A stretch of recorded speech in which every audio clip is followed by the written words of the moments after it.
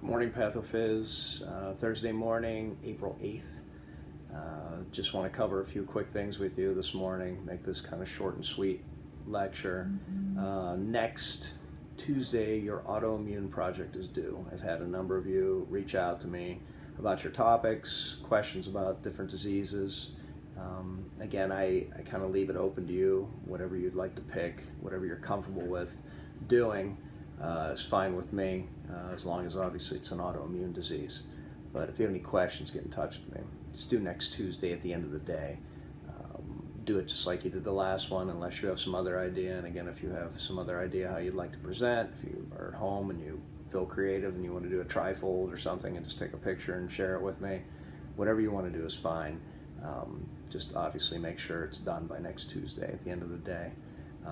Today will be the last day that I give you any specific assignments relative to Chapter 8 until next week. After the project's due next Tuesday, on Wednesday we'll pick it up, and I'll probably have an assessment for you due at the end of the week at some point on Chapter 8, Muscular Disorders. So what I want to cover today, basic muscle contractions. Sounds like a topic that might not be related to pathophysiology, but when we look at these real quickly and you look at the notes, and these are all in the notes as well, you'll understand that a lot of diseases of the muscular system are characterized by improper types of contractions. So these are things that we can typically use to diagnose. So let's go through a couple of these real quickly, or actually all of them real quickly. The first type that's on the list, and I don't know why they're in any particular order, is called a twitch or a fasciculation. These are not normal muscle contractions. Now, if you have these, it doesn't mean that there's something wrong with you. In fact, they're very common. You've probably had twitching eyelid before, twitching muscle in your quadriceps, somewhere in your body, anywhere. They can happen anywhere. And typically this has to do with some type of random nerve impulse that has caused the muscle to contract in a way that it's not needed to. So it just produces that twitching. These can last, it happen a couple times, or it can happen all day long, depending. Maybe the muscle's irritated, maybe you overused it.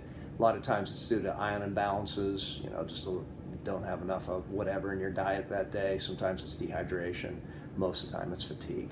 However, there are a few diseases that are characterized by these. Lou Gehrig's disease, ALS, is characterized by these type of fasciculations where the muscles are just twitching on their own because their connection with the nervous system is no longer there. It's the neuromuscular junction's been damaged by the disease.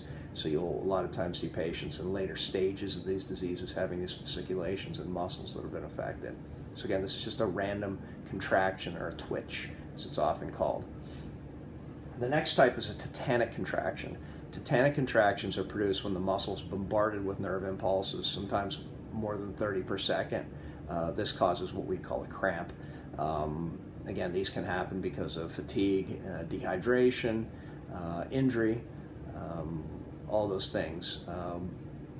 Probably a situation, I don't know if we had a chance to talk about this or not in lecture. I discuss this with my juniors when we do the nervous system. In the disease tetanus, where this tetanus was named after this type of contraction. The bacterium that causes tetanus was named after this type of contraction, because what happens in that disease is that the neurotransmitters that make the bridge between the gaps of the synapse don't get broken down. The bacterium releases a toxin that causes that bridge to remain open, which means that nerve impulse is constantly bombarding the muscle, which creates a state of contraction that is progressive throughout the body and ends, unfortunately, in death if later stages of tetanus if it's not been treated. Obviously, all your muscles contracting. If you can imagine having contractions or cramps in all of your muscles at one time, how painful that would be. But a tetanic contraction is when there are too many nerve impulses bombarding the muscle at one time, causing it just to stay in a state of contraction. Isotonic. And isotonic is what we call a useful contraction. It produces movement in a joint. This is your typical kind of contraction, one that I'm doing right now with my biceps, where the muscle is shortening and it's producing work or movement at the joint, in this case, my elbow joint. There are two types of isotonic contractions, eccentric and concentric. An eccentric contraction is when the muscle is lengthening. All right, it's not producing work at this point, but there's still tension on it. So say, for instance, I had a barbell in my hand right now, and I was allowing my biceps to go down to a relaxed or a fully extended position. even though I'm not producing any work, the muscle's still under some strain. And this is a good way to train, because a lot of times you'll hear weightlifters say, I'm going to do some negatives. So you do the motion up this way, which would be the concentric contraction when it's shortening.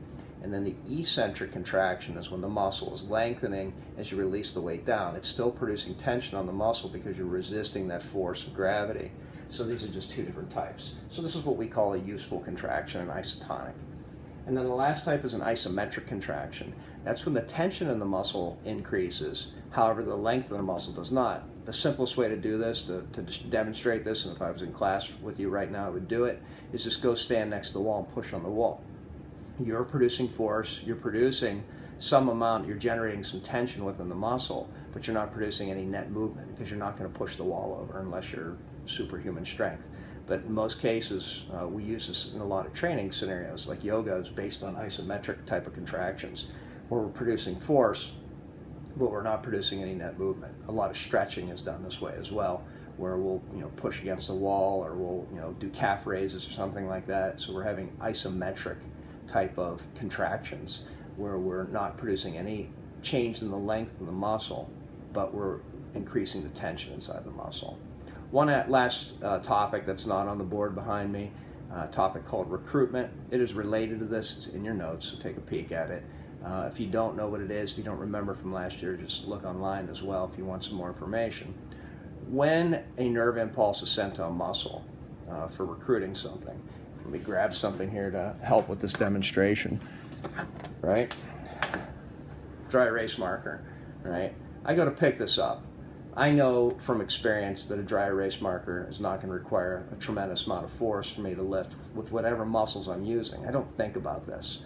But my brain, just by the sight of this, understanding that this, from picking these up in the past, understands how much force I need to generate to lift it. Now, if there was a 100-pound plate or a barbell in front of me here, and I saw that and I went to pick that up, that would require a lot more what is called recruitment. And this is what recruitment is from a mathematical perspective. It is the percentage of muscle fibers within a single muscle that are engaged or stimulated by the nervous system to contract. So if I have a couple million muscle fibers within a muscle, there's no reason to get them all involved in an activity like this, lifting a marker. So the recruitment would be very small. The percentage of muscle fibers out of the entire muscle, remember the muscle fibers of the individual cells, would be very small, just a few percentage points. Now, on the other hand, like the scenario I just gave you, if I had a 100-pound weight here and I was going to lift that, the recruitment or the amount of muscles, and again, if you think about the word recruitment, what it means, if I'm recruiting somebody, I'm trying to get them involved. But for the 100-pound weight, if the recruitment would be involved with doing this would be almost 100%. I don't know if that affected the video or not. My iPad just is doing different things right here. Let's try that again. So again, for recruitment is the percentage of muscle fibers that's activated during a specific activity. Whether it be for lifting, running, or walking, it's the brain telling how many muscle fibers are going to be activated. The rest of them do nothing. There's also a principle related to recruitment called the all or none response. If a muscle fiber, a single muscle fiber, is stimulated by the nervous system, not the entire muscle or a muscle fiber, that muscle fiber will contract completely. So it's not going to, there's no recruitment that happens at the level of the muscle fiber, I guess is what I'm trying to say. So if I send a nerve impulse to a muscle fiber, it's going to contract as much as it possibly can. Now, the amount of muscle fibers, again, is the recruitment concept. So take a peek at your notes, look at this, and again, if you can apply this to any of your diseases, I don't know how many of you are doing neuromuscular diseases that are autoimmune, do your best, but understand this. I'll have a question about this on the assessment next week. Have a good day.